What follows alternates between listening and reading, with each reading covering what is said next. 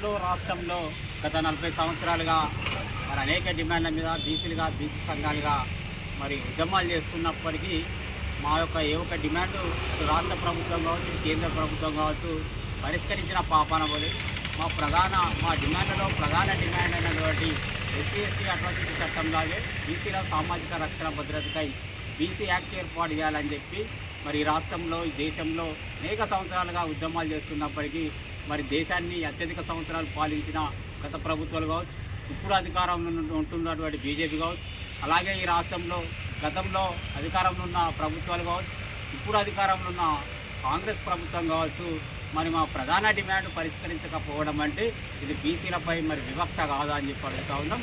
మరి గతంలో వరంగల్లో ఒక యాదవ అమ్మాయిని అత్యాచారానికి గురి చేసి హత్య చేసిన సందర్భాలు ఉన్నాయి.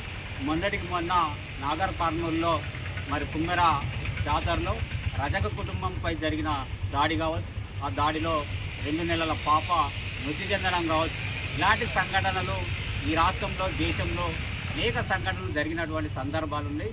వీటిని అన్నిటినీ మరి పరిగణలోకి తీసుకొని బీసీల సామాజిక రక్షణ భద్రతకై మరి అటు రాష్ట్ర ప్రభుత్వం అటు కేంద్ర ప్రభుత్వం బీసీ యాక్ట్ ఏర్పాటు చేయాల్సినటువంటి అవసరం ఉన్నది. మరి అటు ఆంధ్రప్రదేశ్ రాష్ట్రంలో ముఖ్యమంత్రి చంద్రబాబు నాయుడు గారు మరి బీసీ యాక్ట్ ఏర్పాటు చేస్తున్న సందర్భంగా చంద్రబాబు నాయుడు గారికి బీసీ సమాజం పక్షాన కృతజ్ఞతలు ఉద్యమాభివందనాలు తెలియజేస్తూ ఉన్నాం.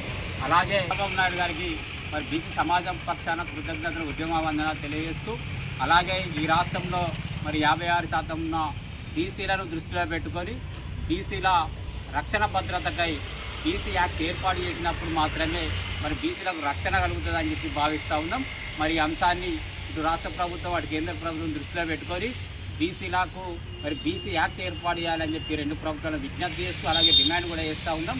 లేని పక్షంలో రాష్ట్రవ్యాప్త దేశవ్యాప్త ఆందోళన చేయడానికి బీసీ సంఘాలుగా సిద్ధంగా ఉన్నామని చెప్పి 2 ప్రభుత్వాలను హెచ్చరిస్తాం.